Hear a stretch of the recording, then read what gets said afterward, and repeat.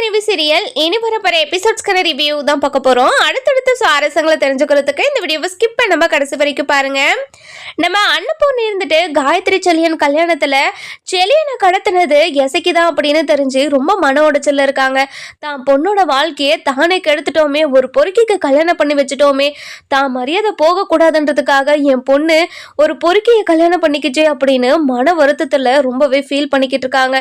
நம்ம செலியன் இருந்துட்டு இங்க பாருங்க, நான் கல்யாண மண்டபத்தை விட்டு ஓட கிடையாது, நீங்க தான் தப்பா புரிஞ்சுக்கிட்டு காயத்ரி என்கிட்ட இருந்து பிரிச்சுட்டீங்க அப்படின்னு சொல்லி ரொம்ப ஃபீல் பண்ணி சொல்றாரு. இந்த பக்கம் நம்ம எசக்கி இருந்துட்டு இங்க பாருங்க, நடந்தது நடந்து போச்சு, இனிமே காயத்ரி என்னோட பொண்டாட்டி, அதனால காயத்ரி என்னையும் சேர்த்து வைக்க பாருங்க அப்படின்னு சொல்லி சொல்றாங்க. இதை கேட்ட உடனே நம்ம அன்னபூர்ணிக்கு பயங்கர கோவம் வந்து அதாவது நம்ம எசக்கிய 2 அடி அடிக்கிறாங்க. போய் அடிச்சுட்டு இங்க பாரு காயத்ரி, இந்த பொறுக்கி கட்டின தாலியை முதல்ல அவங்க கழுத்துல இருந்து கழட்டி அவங்க மூஞ்சிலே விட்டெறி அப்படின்னு சொல்லி சொல்றாங்க. இதை கேட்ட உடனே நம்ம காயத்ரியும் ரொம்ப கோபமாவும் ஆவேசமாவும் அந்த தாலியை கழட்டி நம்ம எசைக்கு மூஞ்சிலேயே விட்டு எறிறாங்க. இங்க பாரு காயத்ரி, உன்னோட வாழ்க்கையை நானே கெடுத்துட்டேன், என்னை மன்னிச்சிரு காயத்ரி, இப்போ உன்னோட வாழ்க்கையில நான் பெரிய முடிவு எடுக்க போறேன், 2 பேரும் செலியன் நீங்களும் வாங்க அப்படின்னு அதாவது சாமி ரூம் முன்னாடி போய் நிக்க வைக்கிறாங்க. நிக்க வச்ச உடனே ஒரு மஞ்சள் கயிறை எடுத்து ஒரு தேங்காயில் வச்சு சாமி முன்னாடி கற்பூரங்க ஏற்றி அதுக்கப்புறம் நம்ம செலியன் கையில் அந்த தாலியை கொடுத்து, இங்கே பாருங்க மாப்பிள்ள, நீங்கள் இனிமே என்னோட பொண்ணு கூட சேர்ந்து வாழ்வீங்களா, நீங்கள் என் பொண்ணை ஏற்றுக்கிறதா இருந்தால் இந்த தாலி எடுத்து என் பொண்ணு கழுத்தில் கட்டுங்க அப்படின்னு சொல்லிடுறாங்க. இதை கேட்ட உடனே காயத்ரிக்கும் பயங்கர ஷாக்கு, அங்கே இருக்கிற எல்லாருக்குமே பயங்கர ஷாக். நம்ம எசக்கி இருந்துட்டு இங்கே பாருங்க, என் பொண்டாட்டியை என்கிட்ட இருந்து பிரிக்காதீங்க, யார் நினைச்சாலும் என் பொண்டாட்டியை என்கிட்ட இருந்து பிரிக்க முடியாது, நான் யாருக்காகவும் காயத்ரியை விட்டு கொடுக்க மாட்டேன் அப்படின்னு ஒரு பக்கம் எசக்கி கத்திக்கிட்டு இருக்காவும். இங்கே பாருங்க, நீங்கள் யாரை பற்றியுமே யோசிக்காதீங்க, அந்த எசக்கி அப்படிதான், அவன் பொறுக்கித்தனம் பண்ணிக்கிட்டு இருப்பான், அவனை பற்றி யோசிக்காம நீங்கள் என்னை பற்றி மட்டும் யோசிச்சு என் பொண்ணு உங்களுக்கு வேணும், மனசார ஏற்றுக்கிறீங்க, ஃப்யூச்சரில் நீங்கள் எசக்கி கூட கல்யாணம் நடந்ததை சொல்லி காட்ட மாட்டீங்க அப்படின்னு இருந்தா நீங்க காயத்ரி கழுத்துல தாலி கட்டுங்க. இங்க பாருங்க, நீங்க இப்படி ஒரு முடிவு எடுப்பீங்கன்னு சத்தியமா நான் எதிர்பார்க்கவே இல்லை. காயத்ரிக்கு கல்யாணம் ஆயிடுச்சு அப்படின்னு தெரிஞ்சும் என்னால காயத்ரியை மறக்கவே முடியல. இத்தனை நாள் வரைக்கும் நான் காயத்ரியோட நினப்புல தான் இருந்துகிட்டு இருந்தேன். அப்படி இருக்கும்போது நீங்களே தாலி கட்டுங்க அப்படின்னு சொல்லி கொடுக்கும்போது நான் வேண்டான்னு சொல்லுவேன்னா கண்டிப்பா நான் காயத்ரியை கல்யாணம் பண்ணிக்கிறேன். காயத்ரி, நீயும் என்னை கல்யாணம் பண்ணிக்கிறியா, உனக்கு இந்த கல்யாணத்துல விருப்பமா காயத்ரி அப்படின்னு சொல்லவும், இங்க பாருங்க செலியன், எனக்கு கல்யாணம் ஆச்சே தவிர என்னோட நினப்பு முழுக்க உங்ககிட்ட மட்டும்தான் இருந்துச்சு. நான் எசகி கிட்ட கூட நிறைய முறை சொல்லியிருக்கேன், என்னால் செலியனை மறக்க முடியல, எனக்கு செலியன் தான் வேணும்னு சொல்லிட்டு எத்தனையோ முறை சொன்னேன். இது எசக்கி என்கிட்ட சொல்லியிருக்கான், கண்டிப்பா உன்னையும் செலியனையும் சேர்த்து வைக்கிறேன்னு பொய்யா என்கிட்ட சொல்லி என்னை ஏமாத்தி அவனை நல்லவனா என்கிட்ட காட்டியிருக்கான். இங்க பாருங்க செலியன், உங்களை கல்யாணம் பண்ணிக்கிறதுக்குள்ள எனக்கு முழு சம்மதம் அப்படின்னு சொல்லிடுறாங்க. அதுக்கப்புறம் இங்க பாருங்க மாப்பிள்ள, நீங்க என்ன யோசிச்சுக்கிட்டு இருக்கீங்க, முதல்ல தாலியை கட்டுங்க அப்படின்னு சொல்லிடுறாங்க. இதை கேட்ட உடனே நம்ம காயத்ரி ரொம்ப சந்தோஷமா இருக்காங்க. இந்த பக்கம் நம்ம எசக்கி இருந்துட்டு, அக்கா என்னக்கா பார்த்துக்கிட்டு நிக்கிற, முதல்ல போய் அங்க வேண்டான்னு சொல்லுக்கா, இங்க பாருக்கா, எனக்கு காயத்ரியை கல்யாணம் பண்ணி வச்சது நீ தானேக்கா, நீ தானே இந்த பிளான் எல்லாம் போட்டு கொடுத்த, இப்போ பாருக்கா என் கண்ணு முன்னாடியே என் பொண்டாட்டியை இன்னொருத்தனுக்கு கல்யாணம் பண்ணி வைக்கிறாங்கக்கா அப்படின்னு பயத்துலையும் பதட்டத்துலையும் எல்லா உண்மையுமே வளரி கொட்டிடுறாங்க. இதெல்லாம் கேட்ட அன்னபூர்ணிக்கு பயங்கரமா ஷாக் ஆயிடுது. என்ன சொன்ன, இது எல்லாத்தையுமே பிளான் பண்ணது மகாதானா இது எல்லாத்தையும் பண்ணது. இங்க பாரு மகா, இந்த வீட்டுக்கு எவ்வளவு பெரிய துரோகத்தை பண்ணியிருக்க, கோவில் நகரையை திருடி அதை உருக்க சொல்லியிருக்க, அது மட்டும் இல்லாமல் இப்போ என் பொண்ணோட வாழ்க்கையே இப்படி சீரழிஞ்சு போனதுக்கு நீ தான் காரணமா, என் பொண்ணு உனக்கு என்ன பாவம் பண்ணா, எதுக்காக என் பொண்ணுக்கு இவ்வளோ பெரிய துரோகத்தை நீ பண்ணியிருக்க அப்படின்னு பயங்கர கோவத்தோடு கேட்கவும், அக்கா அவன் ஏதோ வளரிட்டு இருக்காங்க்கா, எனக்கும் இதுக்கும் எந்த சம்மந்தமும் கிடையாது. டே எசக்கி, என்னடா பேசிக்கிட்டு இருக்க நீ, நானடா காயத்ரி உனக்கு கல்யாணம் பண்ணி வைக்கிறேன்னு சொன்னேன். இங்கே பாருடா, கல்யாண மண்டபத்தில் மாப்பிள்ளை காணாமல் போனதும் அக்காவுக்கு எந்த ஒரு அசிங்கமும் வந்துடக்கூடாதுன்றதுக்காக தாண்டா உன்னை கல்யாணம் பண்ணிக்கணும்னு நானும் சொன்னேன். என்னடா நீயும் இப்படியெல்லாம் பேசிக்கிட்டு இருக்க? இங்கே பாரு யசிக்கி, அக்காவை எதுக்காகடா இப்படி எல்லாரும் முன்னாடியும் அசிங்கப்படுத்திக்கிட்டு இருக்க அப்படின்னு சொல்லி கேட்கவும், அக்கா என்னை மன்னிச்சிருக்கா, பதட்டத்தில் ஏதோ உளறிட்டேன். இங்கே பாருங்கக்கா, என்னோட அக்கா எந்த ஒரு தப்பும் பண்ணலை. நான் தான் காயத்ரியை கல்யாணம் பண்ணிக்கணும்னு ஆசைப்பட்டேன். காயத்ரியை கல்யாணமும் பண்ணிக்கிட்டேன். இப்போ என்கிட்ட இருந்து அவளை பிரிக்காதீங்க. எதுக்காக என்கிட்ட இருந்து அவளை பிரிக்கிறீங்க? கண்டிப்பா நீங்க அவளுக்கு கல்யாணம் பண்ணி வச்சாலையும் அவங்கள 2 பேரையும் சந்தோஷமெல்லாம் நான் வாழ விடவே மாட்டேன். காயத்ரி என் கூட இருந்தால் மட்டும்தான் சந்தோஷமா இருப்பா. அடைச்சி நிறுத்துறா பொறுக்கி நாய. இங்க பாருங்க சஞ்சய், இனிமே இவன் வெளியே வரவே கூடாது. இவன் மேல ஒரு தூக்கு தண்டனை கேஸை போட்டு அவனை தூக்கில் போடுங்க. அப்பதான் இவன் திருந்தவே மாட்டான். ஒரு திருந்தாத ஜென்மத்தை நீங்க வெளியே விடணும்னு அவசியமே கிடையாது அப்படின்னு ரொம்ப கோபமா நம்ம அன்னபூர்ணி இருந்துட்டு சஞ்சய் கிட்ட சொல்லவும், சஞ்சய் வந்துட்டு இங்க பாருங்கம்மா, நீங்க கவலையே படாதீங்க, இனிமே இவனை நான் பாத்துக்கிறேன் அப்படின்னு ரொம்ப சாஃப்டா சொல்லிக்கிட்டு இருக்காங்க இந்த பக்கம் நம்ம சஞ்சய். அதுக்கப்புறம் நம்ம ஆறுமுகம் இருந்துட்டு இங்கே பாருங்கம்மா, இவனை எதுக்காக போலீஸ் ஸ்டேஷனில் போட்டு அங்கே ஜெயிலில் கொஞ்ச நாள் வச்சு எதுக்காக எல்லாரும் கஷ்டப்படணும்? நானே இவனை போட்டு தள்ளிட்டு ஜெயிலுக்கு நானே போயிடுறேனேம்மா அப்படின்னு சொல்லவும், இங்கே பாரு ஆறுமுகம், உனக்கு வாழ்க்கைன்னு ஒன்று இருக்குது. அந்த வாழ்க்கையை நீ வாழு. இவனை நான் பார்த்துக்கிறேன். இவன் திரும்பவும் வெளியே வந்தானா என்னோட கையாலேயே இவனை கொன்று போட்டுருவேன். இங்கே பாருடா, நீ ஜெயிலுக்கு போயிட்டு அதுக்கப்புறம் எங்கேயாச்சும் என் கண்ணில் பட்ட நீ உயிரோடே இருக்க மாட்டடா அப்படின்னு சொல்கிறாங்க. இங்கே பாருங்கக்கா, என் கூட காயத்ரி சேர்த்து வைக்கலாம் கூட பரவாயில்ல, ஆனால் அந்த செல்லியன் கூட காயத்ரி சேர்த்து வைக்காதீங்க. கண்டிப்பாக அது என்னால் ஏற்றுக்கவே முடியாது. இங்கே பாருங்க மாப்பிள்ள, நீங்கள் முதல்ல தாலியை கட்டுங்க அப்படின்னு நம்ம செல்லியன் முன்னாடியே தாலியை கட்ட வச்சிடறாங்க. கட்டின உடனே நம்ம எசக்கிக்கு பயங்கரமாக அழுக வந்துடுது. அப்படியே கீழே உட்காந்து அழுதுகிட்டு இருக்காங்க. இங்கே பாருக்கா, எனக்கு நீங்கள் வாக்கு கொடுத்துருந்தீங்களாக்கா இந்த வீட்டு மருமகனா என்னை ஆக்குறீங்கன்னு சொல்லிட்டு, இப்போ பாருங்கக்கா, உங்கள் கண்ணு முன்னாடியே என்னோட பொண்டாட்டியை இன்னொருத்தருக்கு கல்யாணம் பண்ணி வைக்கிறாங்கக்கா. நீங்கள் முன்னையாவது கேட்டிருக்கலாம், இப்போயாவது கேட்டிருக்கலாம், அமைதியாகவே இருக்கீங்களாக்கா அப்படின்னு சொல்லி கேட்கவும், இதை கேட்டு நம்ம மகா இருந்துட்டு, அடே என்னடா பயத்தில் என்னமோ நான் தான் எல்லாத்தையும் பண்ண சொன்னன்ற மாதிரி எல்லாருக்கிட்டையும் சொல்லிக்கிட்டு இருக்கா, எல்லாரும் என்னடா நினைப்பாங்க அப்படின்னு ரொம்பவே பயத்துலையும் பதட்டத்துலையும் பார்த்துக்கிட்டு இருக்கவும், நம்ம அன்னபூர்ணி இருந்துட்டு, இங்கே பாரு மகா, உன் தம்பிக்கு என் பொண்ணை கல்யாணம் பண்ணி வச்சது நீ தானே எனக்கு இப்போ தெளிவாகவே புரிஞ்சது. அதனால் நீ இனிமேல் இந்த வீட்டில் இருக்கவே கூடாது. நீ இருக்கிற வரைக்கும் என் பொண்ணு சந்தோஷமாகவே இருக்க மாட்டா. இனிமேல் என் பொண்ணோட வாழ்க்கை கெடுக்க நான் முயற்சி பண்ணேன், அவ்வளோதான் உனக்கு மரியாதை அப்படின்னு ரொம்ப கோபமாக நம்ம அன்னபூர்ணி இருந்துட்டு மகாவை ஒரு அடி அடிச்சிடுறாங்க. அதுக்கப்புறம் நம்ம மகா இருந்துட்டு, இங்கே பாருங்கக்கா, நீங்கள் தேவையில்லாத விஷயத்தெல்லாம் தலையிடுறீங்க. என் பையன் என்னோட தம்பியும் உங்கள் பொண்ணு கழுத்தில் தாலி கட்டியிருக்கான். அப்படி இருக்கும்போது அது டிவோர்ஸ் கூட ஆகாத போது எப்படி இன்னொரு கல்யாணம் நீங்கள் பண்ணுவீங்க? எல்லாமே தெரிஞ்சதுக்கப்புறம் நான் உங்ககிட்ட பொறுமையை பேசணுன்ற அவசியம் எனக்கு கிடையாதுங்கக்கா. முதல்ல செல்லியன் கழுத்தில் தட்டின தாலியை முதல்ல கழட்டி போட சொல்லுங்கள். என் தம்பி தான் முறைப்படி தாலி கட்டி பொண்டாட்டியை ஆக்கிக்கிறான். அதனால் காயத்ரி எப்போவுமே எசிக்கையோட பொண்டாட்டியாக தான் இருப்பா அப்படின்னு சொல்லவும், என்ன மகா, என்ன ரொம்ப ஓவராக பேசிக்கிட்டு இருக்க, வாயும் ரொம்ப நீளிக்கிட்டே இருக்க, என்ன நினச்சிக்கிட்டு இருக்க நீ அப்படின்னு சொல்லி கேட்கவும், இங்கே பாருங்கக்கா, நான் கரெக்டாக தான் பேசிக்கிட்டு இருக்கேன்.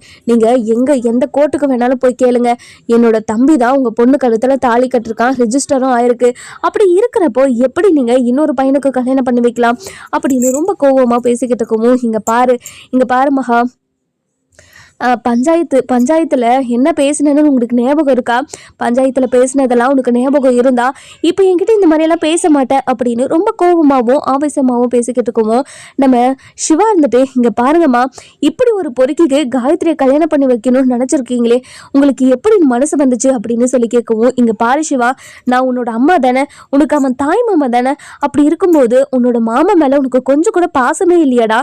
ஏன்டா இப்படியெல்லாம் நடந்துக்கிற? அம்மாவே வீட்டை விட்டு போக சொல்ற, என்னென்னமோ பண்ணிக்கிட்டு இருக்க. பெத்த தாய் மேல உனக்கு பாசமே கிடையாதா? இங்க பாருங்கம்மா, பெத்த தாயா இருந்தாலும் யாரா இருந்தாலும் தப்புதாம்மா. தப்பு பண்ணா தண்டனை அனுபவிச்சுதான் ஆகணும். நீங்க தேவையில்லாத விஷயத்துலலாம் தலையிட்டு இருக்கீங்க. அப்படி இருக்கும்போது நீங்க தண்டனை அனுபவிச்சுதானே ஆகணும் அப்படின்னு சொல்லவும், இங்க பாரு சிவா, இந்த விஷயத்துல நீ தலையிடாத. பெத்த அம்மானு பார்க்காம தாய் மாமனு பார்க்காம இப்படி எல்லாரும் முன்னாடியும் அசிங்கப்படுத்திக்கிட்டு இருக்கல. இனிமே என் கூட நீ பேசவே பேசாத. அந்த சிந்துவை பெருசா தலையில தூக்கி வச்சுக்க வச்சுக்கிட்டு ஆடிக்கிட்டு இருக்க? 10 மாசம் சுமந்து பெத்த என்ன நீ அசிங்கப்படுத்திக்கிட்டு இருக்க அப்படி தானே அப்படின்னு ரொம்ப கோபமாகவும் பேசவும், இங்கே பாருங்கம்மா, திரும்ப திரும்ப இந்த மாதிரி பேசிக்கிட்டே இருக்காதீங்க. உங்கள் மேலே எனக்கு பாசமும் மரியாதையும் அதிகமாக இருக்குது. ஆனால் நீங்கள் இவ்வளோ கீழ்த்தரமாக போய் இப்படியெல்லாம் பண்ணும்போது எப்படிம்மா உங்கள் மேலே பாசமாக இருக்க சொல்கிறீங்க அப்படின்னு ரொம்ப கோபமாக பேசவும், இதெல்லாம் கேட்டுக்கிட்டு இருந்த நம்ம அன்னபூர்ணி இருந்துட்டு, இங்க பாரு சிவா, நீ அவகிட்ட பேசாத. அவ இவ்வளவு கீழ்த்தரமா இறங்கி இப்படி ஒரு விஷயத்த காயத்ரிக்கு எதிராக பண்ணுவான்னு நான் நினைச்சு கூட பார்க்கல. எதுக்காக மகா இப்படி எல்லாம் பண்ண அப்படின்னு சொல்லி கேட்கவும், இங்க பாருங்க, இந்த சொத்துல இருக்கிற எல்லா பாதி சொத்தும் என் தம்பி பேருக்கு வரணுன்றதுக்காக தான் இது எல்லாத்தையுமே பண்ணேன். இத்தனை வருஷமா இந்த வீட்டுல எங்களை 2 பேரையும் அடிமையா தானே வச்சு பார்த்துக்கிட்டு இருக்கீங்க. அப்படி இருக்கும்போது என்னோட தம்பி பேர்லயும் ஒரு 4-5 ஏக்கரா சொத்தும் சொல்லிக்கிற மாதிரி ஒரு சொத்தும் இருக்க வேண்டாமா? அதனால தான் காயத்ரியை கல்யாணம் பண்ணி வைக்கணும்னு ஆசைப்பட்டேன். அது மட்டும் இல்லாமல் காயத்ரி வாயில்லாதவ தானே. வாயில்லாதவளுக்கு என் தம்பியே பெரிய விஷயம், என் தம்பியை வாழ்க்கை கொடுத்தது பெரிய விஷயம். அப்படி இருக்கும்போது எப்படி எதுக்காக நீங்கள் இப்படியெல்லாம் குதிச்சுக்கிட்டு இருக்கீங்க அப்படின்னு ரொம்ப கீழ்த்தரமாக பேசவும், இதை கேட்டு நம்ம அன்னபூர்ணிக்கு பயங்கரமாக ஷாக் ஆயிடுது. இங்கே பாரு மகா, யாரை பார்த்து என்ன வார்த்தை சொன்ன? என் பொண்ணை பார்த்து வாயில்லாதவன்னு சொன்னியா? என் பொண்ணு ரொம்ப ரொம்ப தங்கமானவ, தெய்வ குழந்தைவ. அவளை பார்த்து எவ்வளோ பெரிய வார்த்தை சொல்லிட்டேன். அவளோட மனசு எவ்வளோ காயப்படும் என்ன ஏதுன்னு கூட நீ யோசிக்காம இப்படி ஒரு வார்த்தையை சொல்லிட்டியே மகா. நான் உன்னை எப்பவுமே மறக்கவே மாட்டேன். இப்படி ஒரு கேவலமான விஷயத்த பண்ணியிருக்க நீ அப்படின்னு ரொம்ப கோபமாகவும் ஆவேசமாகவும் பேசிக்கிட்டு இருக்காங்க நம்ம மகா அன்னபூர்ணி. அதுக்கப்புறம் நம்ம ஆறுமுகம் இருந்துட்டு, இங்க பாருங்க சித்தி, நீங்க இந்த குடும்பத்துக்கு இவ்வளோ பெரிய துரோகத்தையும் காயத்ரிக்கு இப்படி ஒரு நம்பிக்கை துரோகத்தையும் பண்ணுவீங்கன்னு நான் எதிர்பார்க்கவே இல்லை. இந்த குடும்பத்துல இத்தனை நாள் வரைக்கும் அம்மாவும் சரி நீங்களும் சரி எனக்கு ஒன்றா தான் தெரிஞ்சிருக்கீங்க. ஏதோ அம்மா வந்து உங்களுக்கு எவ்வளோ மரியாதை கொடுக்கணும்னு நினச்சிக்கிட்டு இருந்தாங்கன்னு தெரியுமா? அடுத்த இந்த வீட்டை ஆள போகிறதே நீங்கள் தான் அப்படின்னு எல்லா பொறுப்பையும் உங்ககிட்ட கொடுக்கலான்னு இருந்தாங்க. ஆனால் நீங்கள் இவ்வளோ கீழ்த்தரமாக நடந்துக்கிட்டு இருக்கும்போது எப்படி இந்த எல்லா பொறுப்பையும் உங்ககிட்ட கொடுப்பாங்க? என்கிட்ட அடிக்கடி சொல்லுவாங்க, மகா கிட்ட தான் இது எல்லாத்தையும் கொடுக்கணும்னு.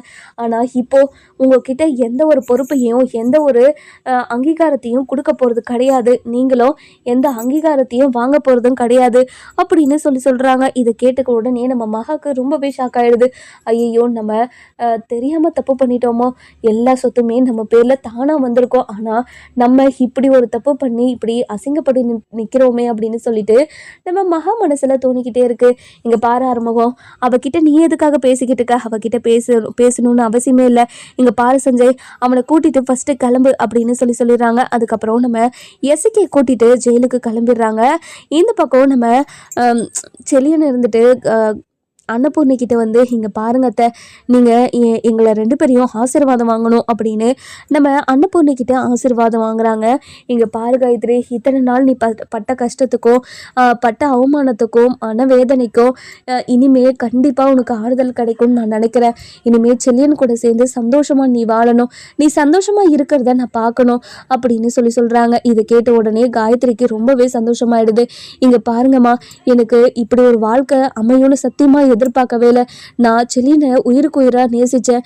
எனக்கு செல்லியனே இப்போது என்னோட புருஷனாக வருவாங்கன்னு சத்தியமாக நான் எதிர்பார்க்கலாமா? எனக்கு ரொம்ப சந்தோஷமாக இருக்குது அப்படின்னு சொல்லவும், நம்ம ஆறுமுகம் இருந்துட்டு, இங்கே பாருங்க மாப்பிள்ள, நீங்கள் காயத்ரியை கல்யாணம் பண்ணிக்கிட்டீங்க.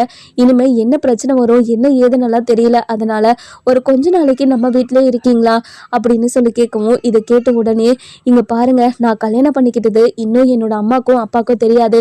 அதனால் என்னோட அம்மாக்கும் அப்பாவுக்கும் இந்த விஷயத்த தெரிய வச்சுட்டு அவங்கக்கிட்ட நான் சொல்லிட்டு இந்த வீட்டுக்கு வந்துடுறேன் அப்படின்னு சொல்கிறாங்க.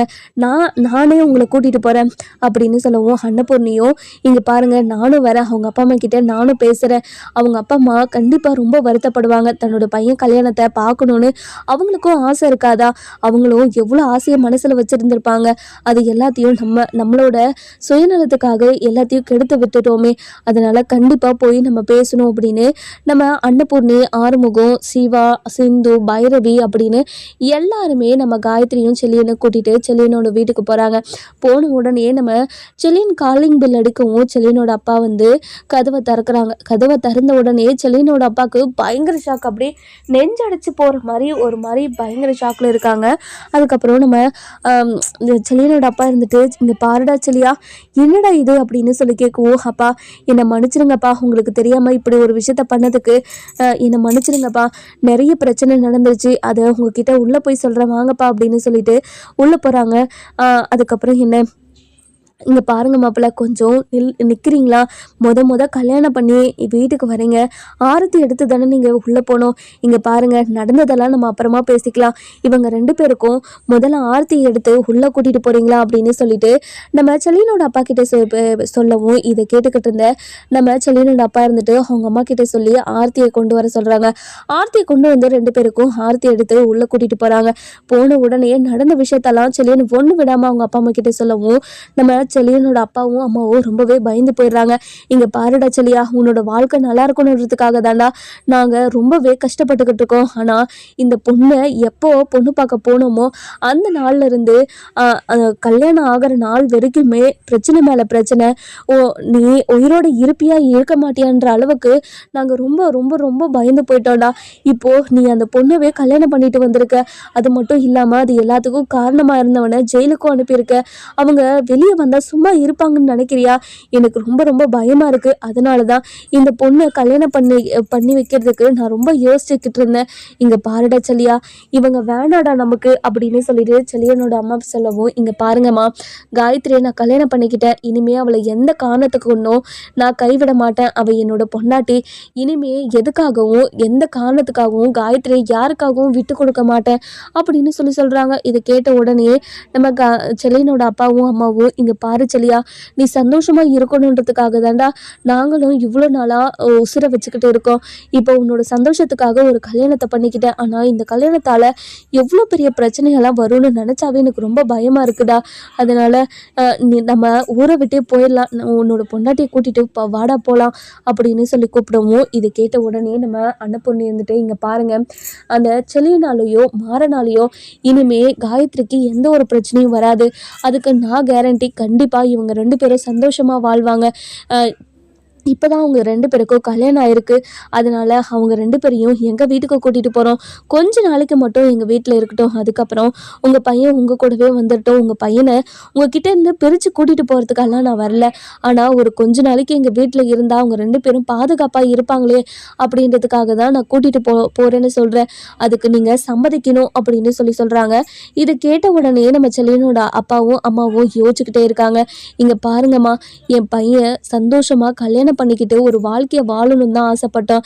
எப்போ காயத்ரியை கல்யாணம் பண்ணிக்க முடியலன்னு தெரிஞ்சதோ அந்த நாள்ல இருந்து இன்னைக்கு வரைக்குமே அவன் ரொம்ப ரொம்ப மனசு உடைஞ்சு போய் யாருக்கிட்டுமே பேசாம ஒரு பொம்மை மாதிரி தான் வீட்டில் இருந்தான்.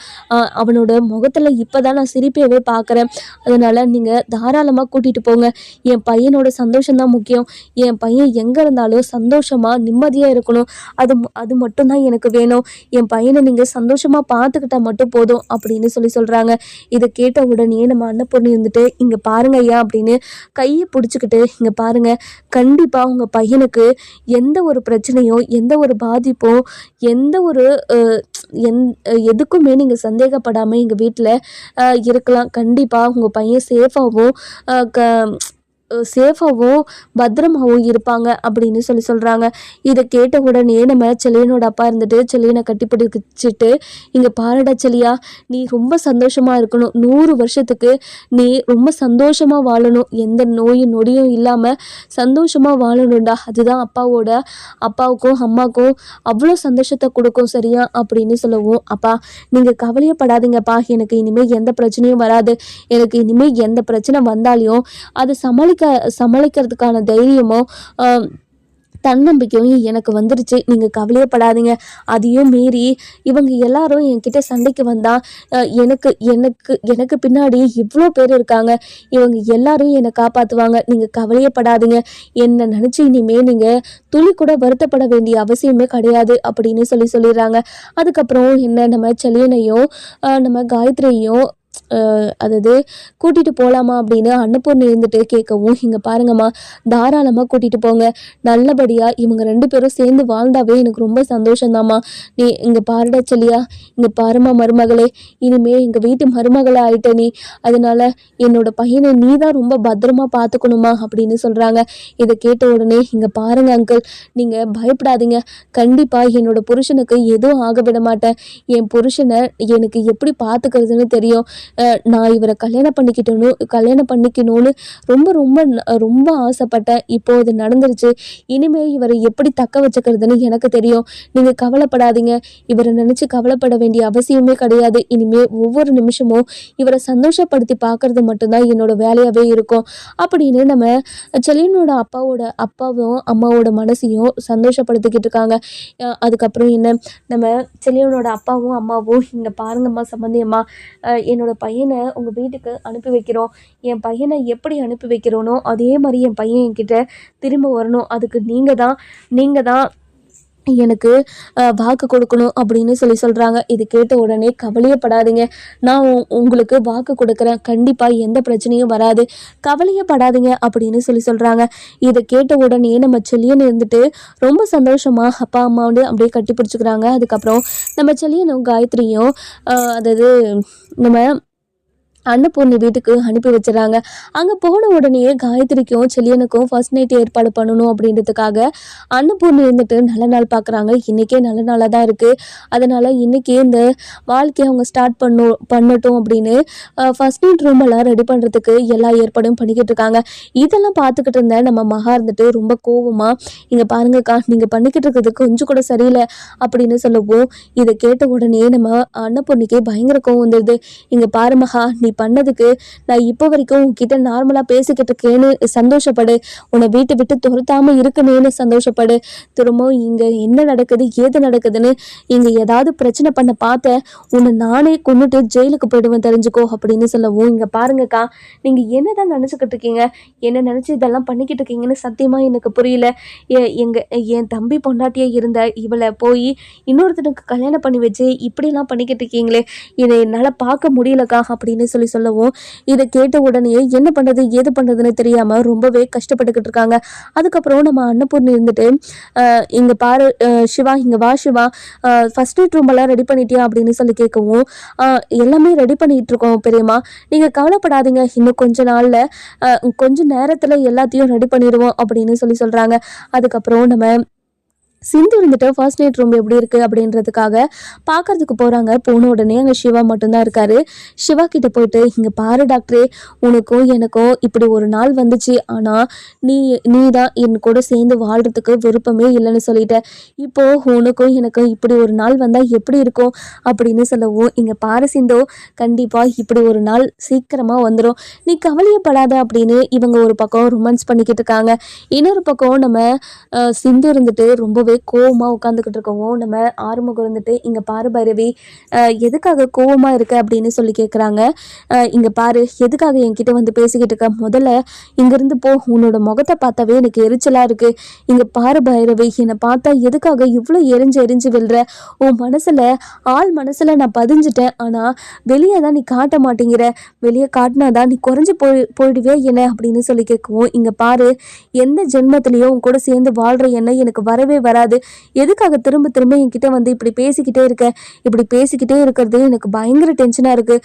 முதல்ல இங்கேருந்து கிளம்பு அப்படின்னு சொல்லிடுறாங்க. அதாவது செலியனுக்கும் காயத்ரிக்கும் கல்யாணம் ஆன விஷயம் நம்ம மாறனுக்கு தெரிய வருது. தெரிஞ்ச உடனே அந்த காயத்ரியை நான் சும்மாவே விட மாட்டேன், அவள் எப்படி இன்னொருத்தனை கல்யாணம் பண்ணிக்கிட்டான், அவள் சந்தோஷமாகவே இருக்கக்கூடாது, என்னோட மச்சானோட கையை வெட்டி என் மச்சான் வாழ்க்கையை அழிச்ச குடும்பத்தை நான் சும்மாவே விட மாட்டேன், அவள் சந்தோஷமாக இருக்கவே கூடாது, அவளை எப்படியாவது போட்டு தள்ளணும் அப்படின்னு முடிவு பண்ணுறாங்க.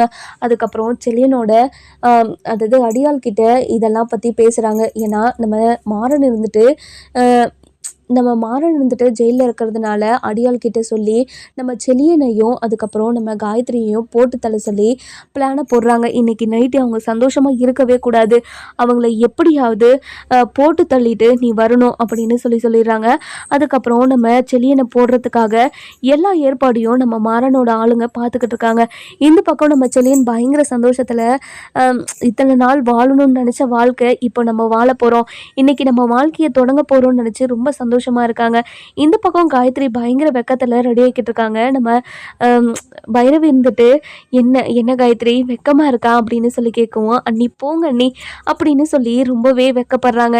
இங்கே பாரு காயத்ரி, எப்போவுமே உன் முகத்தில் இதே சந்தோஷத்தை நாங்கள் பார்க்கணும், இனிமே எந்த காரணத்தை கொண்டும் நீ கஷ்டப்படவே கூடாது, அதே மாதிரி உன் கண்ணில் இருந்து தண்ணி வரவும் கூடாது அப்படின்னு சொல்லவும் சரிங்க அண்ணி அப்படின்னு சொல்கிறாங்க. அதுக்கப்புறம் நம்ம காயத்ரியை செலியனோட ரூம்க்கு கூட்டிகிட்டு போய் பாலை கொடுத்து விட்டுட்டு வந்துடுறாங்க. விட்டுட்டு வந்த உடனே காயத்ரி உள்ளே போயிட்டு செலியன்கிட்ட ரொம்பவே சந்தோஷமாக பேசிக்கிட்டு இருக்காங்க. இந்த பக்கம் நம்ம மாறனோட ஆளுங்க காயத்ரியையும் செலியனையும் போட்டு தள்ளுறதுக்காக வந்துக்கிட்டு இருக்காங்க.